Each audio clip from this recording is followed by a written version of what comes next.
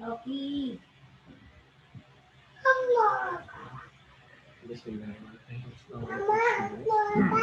आपको पता है कि हम न्यूमेरिकल कंप्यूटिंग या न्यूमेरिकल एनालिसिस या जिसे न्यूमेरिकल मेथड्स भी कहते हैं कोर्स को पढ़ रहे थे।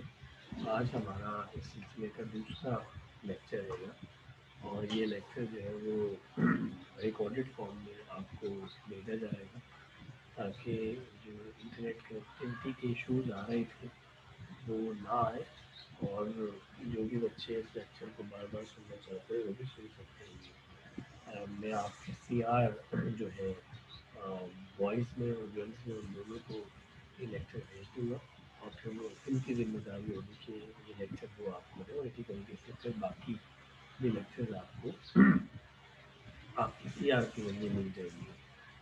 देखिए मैंने आपसे कहा था कि ये जो कोर्स है ना जिसे हम डिफरेंट नाम देते हैं इस कोर्स की बड़ी इम्पोर्टेंस है और इस कोर्स की जो आउटलाइन है वो आपको बताई गई थी लेकिन जो इस आउटलाइन में हमारे लिए मेजर टॉपिक रहेगा वो solution of non linear equations. अब solution of non linear equations में नॉन लीनियर इक्वेशंस से क्या मुराद है और नॉन लीनियर इक्वेशंस को सॉल्व करने के हमारे पास बेसिकली कितने मेथड्स हैं और फिर हर मेथड्स में मज़ीद कितनी टाइप्स होंगी और उन तमाम मेथड्स के एडवांटेजेस क्या है डिसएडवांटेजेस क्या है उनकी ड्रॉबैक या शॉर्टकमिंग्स क्या है वो भी इंशाल्लाह हम डिस्कस करेंगे आपसे। तो शुरुआत करते हैं। नॉन लीनियर इक्वेशंस को सॉल्व करने के हमारे पास न्यूमेरिकली ये बहुत सारे मेथड है जैसे बाइसेक्शन मेथड है रेगुलर फाल्सी मेथड है मेथड ऑफ आइट्रेशन है न्यूटन रैप्सन मेथड है मुलर्स मेथड है ग्राफीज रूट स्क्वायरिंग मेथड है। हम इनमें से ज़्यादातर को पढ़ने की कोशिश करेंगे। कोशिश तो यही होगी सबको पढ़ लें लेकिन अगर वक्त की ज़्यादा होगी तो इनमें से बाइसेक्शन मेथड रेगुलर फाल्सी और न्यूटन रैप्सन मेथड इन तीन को तो हम कोशिश करेंगे कि आपको पढ़ाया जाए। तो हर मेथड जो है वो बहुत ही टाइम कंज्यूमिंग है या बहुत डिटेल में भी कोशिश करेंगे कि जो मैथमेटिकल टेक्निकलिटीज़ हैं उनके ऊपर ज़्यादा आपको परेशान ना किया जाए और तवज्जो जो है मेथड्स की एप्लीकेशंस की तरफ रखी जाए और प्रॉब्लम सॉल्विंग के लिए इन मेथड्स को कैसे इस्तेमाल किया जा सकता है उसके ऊपर हमारा मेन फोकस होगा। गुलाम जी अब ज़रा आप देख लेते हैं कि एक इक्वेशन जो होती है जैसे यहाँ स्लाइड में नजर आ रहा है the equation f of x equal to zero is called an algebraic if it is purely a polynomial in x. आप सब जानते हैं कि हमारे पास इक्वेशन जो है वो अलजेब्राइक की हो सकती है। अब अलजेब्राइक इक्वेशन उस वक्त होता है जब हमारे जो इक्वेशन है वो एक पोलिनोमियल है उसके अंदर कोई हमारे पास जो है वो ट्रिग्नोमेट्रिक टर्म ना आ रही हो कोई एक्सपोनेंशियल या इनवर्स ट्रिग्नोमेट्रिक या लॉगरिथमिक टर्म ना आ रही हो। अगर ऐसा है तो फिर वो एक अलजेब्राइक इक्वेशन है। लेकिन नेक्स्ट में आप देख रहे हैं कि it is a transcendental if F of x contains trigonometric exponential और लॉगरिथमिक फंक्शंस। अब वही इक्वेशन जो है वो ट्रांसेंडेंटल हो जाएगी अगर उसमें कोई ट्रिग्नोमेट्रिक ट्रम हो या एक्सपोनेंशियल ट्रम हो या लॉगरिथमिक हो या फिर उनका कोई कॉम्बिनेशन हो। हम अब इनकी मिसाल देखते हैं। ये देखिए पहली इक्वेशन जो आपको नज़र आ रही है x cube plus five x square minus six x plus three equal to zero. ये इक्वेशन एक प्योरली पोलिनोमियल है इन एक्स। ज़रूरी नहीं आप एक्स पे लिखें आपका वेरिएबल ऑफ इंटरेस्ट वाई भी हो सकता है। तो अगर वाई होता तो ये equation y cube plus five y square minus six y plus three equal to zero हो जाता। अब इस इक्वेशन में ना कोई ट्रिग्नोमेट्रिक टर्म है जैसे साइन या कॉस या टेंजेंट ना कोई इन्वर्स ट्रिग्नोमेट्रिक टर्म है जैसे साइन इनवर्स या कॉस इनवर्स ना कोई लॉगरिथमिक हमें एल एन एक्स या लॉग एक्स नज़र आ रहा है ना कोई एक्सपोनेंशियल टर्म नज़र आ रही है जैसे e raise to the power x या e raise to the power two x. लिहाजा ये एक पोलिनोमियल है इन एक्स। तो हम इसे अलजेब्राइक इक्वेशन कह सकते हैं। But on the other hand ये जो सेकंड इक्वेशन आपको नज़र आ रही है इस इक्वेशन पे आप देख सकते हैं कि ट्रिग्नोमेट्रिक एक टर्म मौजूद रहेगी और उसके साथ फिर एक एक्सपोनेंशियल कॉम्पोनेंट भी लगा हुआ है, लिहाजा ये एक ट्रांसेंडेंटल इक्वेशन कहलाती है। सेकेंड आप देख रहे हैं इसमें a x square plus log x minus three plus e x sine x equals to zero. यहाँ ट्रिग्नोमेट्रिक फंक्शन भी मौजूद है, एक्सपोनेंशियल फंक्शन भी मौजूद है और लॉगरिथमिक फंक्शन भी मौजूद है। तो ये ट्रांसेंडेंटल इक्वेशंस कहलाती है। न्यूमेरिकल एनालिसिस इन दोनों ही किस्म की इक्वेशंस से डील करती है। वो अलजेब्राइक इक्वेशन को सॉल्व करने में मदद देती है और ट्रांसेंडेंटल इक्वेशंस को सॉल्व करने में भी मदद देती है। नाउ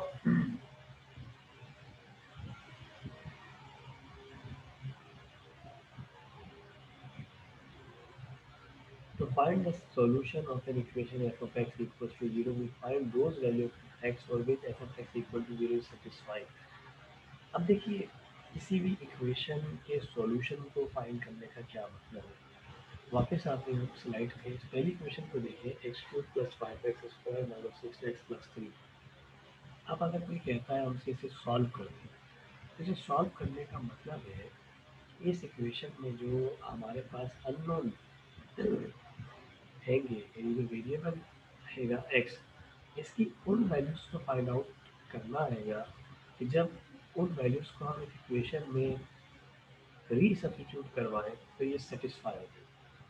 सेटिस्फाई का मतलब लेफ्ट हैंड साइड बराबर आ जाए राइट हैंड साइड के। राइट हैंड साइड तो पता है ज़ीरो है, तो एक्स की ऐसी वैल्यूज़ आपने फाइंड आउट करनी है कि जिनको इस इक्वेशन में जब हम रीसब्स्टिट्यूट करें तो लेफ्ट हैंड साइड भी ज़ीरो हो जाए।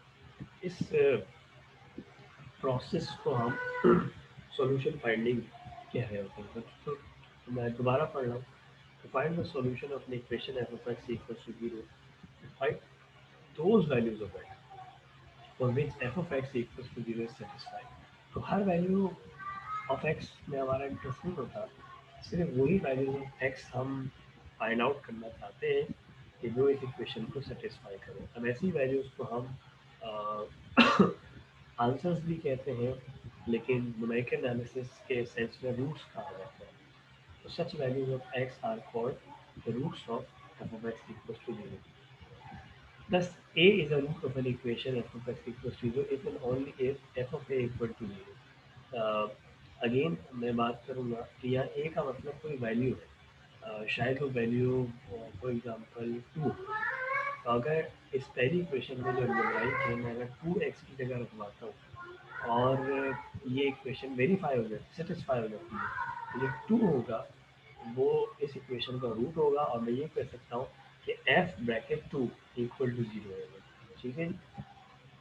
नाउ अब किसी भी अलजेब्राइक इक्वेशन की कुछ प्रॉपर्टीज़ होती हैं। ये बड़ी सादा सी प्रॉपर्टीज़ है, छोटी क्लासेस में आपने इनको देखा था, कुछ नई बातें भी आएंगी तो दोनों को हम देख लेते हैं। Every algebraic equation of nth degree where n is a positive integer has n and only n roots। क्या मतलब है? मतलब ये है कि अगर हमारे पास कोई अलजेब्राइक इक्वेशन, अब ये ट्रांसेंडेंटल इक्वेशन की बात नहीं हो रही, सिर्फ अलजेब्राइक इक्वेशन की बात हो रही है और उसकी पावर, उसकी डिग्री n है। जैसे कि क्वालिटी इक्वेशन होती है, उसकी जो पावर या डिग्री होती है वो टू होती है। तो ये कह रहा है कि जितनी पावर होगी ना, मैक्सिमम पावर जिसे हम डिग्री कहते हैं, उतने ही उसके रूट्स होंगे, ना उससे कम होंगे ना उससे ज़्यादा होंगे। तो क्वाड्रेटिक इक्वेशन की क्योंकि डिग्री टू होती है, वो डिग्री टू की इक्वेशन है, लिहाजा हर क्वाड्रेटिक इक्वेशन के दो जवाब हैं।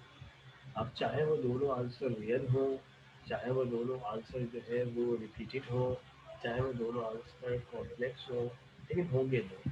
इसका मतलब अगर किसी इक्वेशन की डिग्री जो है वो 100 है, यानी आपके पास एक इक्वेशन है, ज़रा गौर से सुनिएगा, x raise to the power 100 plus something और आगे 99 है, 98 है एक्स की पावर। तो अगर x raise to the power 100 है तो ये एक 100 डिग्री अलजेब्राइक इक्वेशन कहलाएगी। और इसमें लाजमी सी बात है, जब आप इसे सॉल्व करेंगे तो एक्स के 100 जो है वो आंसर्स आएंगे जो इस इक्वेशन को सेटिस्फाई कर रहे होंगे और आने चाहिए इतने आंसर। ठीक है, हमारे पास पहली प्रॉपर्टी। नाउ ये दूसरी प्रॉपर्टी कि अगर कॉम्प्लेक्स रूट्स आते हैं किसी इक्वेशन के as a solution, as a pair of solution, तो ये कॉम्प्लेक्स रूट्स हमेशा पेयर की फॉर्म में आएंगे। जैसे a प्लस आयोटा बी अगर एक रूट है तो a माइनस आयोटा बी भी एक रूट होगा। ऐसा नहीं हो सकता कि a प्लस आयोटा बी यानी कि 3 प्लस 2 आयोटा। तो अगर 3 प्लस 2 आयोटा है तो 3 माइनस 2 आयोटा भी एक रूट होगा। सिर्फ ऐसा नहीं हो सकता कि 3 प्लस 2 आयोटा तो रूट है लेकिन 3 माइनस 2 आयोटा रूट है। तो कॉम्प्लेक्स रूट्स हमेशा पेयर की फॉर्म में आते हैं। तो दो बातें होती हैं, जितनी डिग्री होगी उतने रूट्स आएंगे, और कॉम्प्लेक्स रूट्स अगर आ रहे हैं तो फिर वो ऑब्वियसली पेयर की फॉर्म में आ रहे होंगे। ना अभी आगे कह रहे हैं हमसे if x equals to a, यानी a जो है वो f of x equals to zero का रूट है। और ये एफ ऑफ एक्स जो है ये एक पोलिनोमियल है डिग्री n का। then x minus a is a factor of f of x. On dividing f of x by x minus a, we obtain a polynomial of degree n minus 1. देखिए आप quadratic equation को solve कर रहे होते हैं, जैसे x square minus five x plus three या plus six equal to zero. मैं दोबारा बोलता हूँ, आप लिख लें अपने पास, x square minus five x plus six equals to zero. अब ये एक अलजेब्राइक इक्वेशन है। दूसरी बात, ये हमारे पास एक डिग्री टू की इक्वेशन है, तो हमारी प्रॉपर्टी के हिसाब से इसके दो रूट्स तो आने आने। अब जब आप इसे सॉल्व करेंगे तो एक रूट आ जाएगा टू और एक आ जाएगा थ्री। आप क्वाड्रेटिक फार्मूला लगाएं या फिर आप फैक्टर बनाएं इसके, तो दो इसके आंसर आएंगे। मैंने बता दी थी, एक टू आएगा और एक थ्री आएगा। तो मैं कह सकता हूँ कि मैंने सेकंड पैराग्राफ में जो स्लाइड आपको नजर आ रही है एक्स इक्वल्स टू ए, यहाँ ए का मतलब अगर मैं टू ले लूँ, if x equals to 2 is a root of f of x, यानी x square minus 5x plus 6 equal to 0। आप polynomial of degree 2, then x minus 2, a क्या लिया मैंने 2 लिया, is a factor of f of x। अब इसका मतलब ये है कि अगर मैं अपनी इक्वेशन को जो कि x square minus five x plus six है उसे x माइनस टू से डिवाइड करवाऊंगा, तो मेरे पास जो नई इक्वेशन आएगी उसकी पावर जो पिछली इक्वेशन थी उससे एक कम होगी। तो प्रीवियस इक्वेशन की डिग्री टू थी, अब जो आएगी वो वन डिग्री की होगी। वो क्या हो जाएगी, मैं आपको अगर ऐसे बताऊंगा एक्स माइनस थ्री हो। ठीक है भाई। नाउ अब एनालिटिकल ज्योमेट्री डिकार्ड साहब के जिक्र के बगैर अधूरी है। इनका जिक्र नहीं होगा तो आप एनालिटिकल ज्योमेट्री की बात नहीं कर सकते। इन्होंने कुछ हमें जो है वो रूल्स जो है वो बताए हैं साइंस की, और वो रूल्स क्या आएंगे वो हम यहाँ पे देख लेते हैं। The number of positive roots of an algebraic equation f of x equals to 0 with the real coefficients cannot exceed the number of changes in sign of the coefficient in the polynomial f of x equals to 0। थोड़ी सी मुश्किल बात है लेकिन जब हम इसे एक example के जरिए देखेंगे तो ये आसान हो जाएगी। Similarly, the number of negative roots of f of x equal to 0 cannot exceed the number of changes in the sign of the coefficient of f minus x equals to 0। क्या बात कह रहा है, मैं फिर से इस पहले वाले हिस्से को पढ़ता हूँ।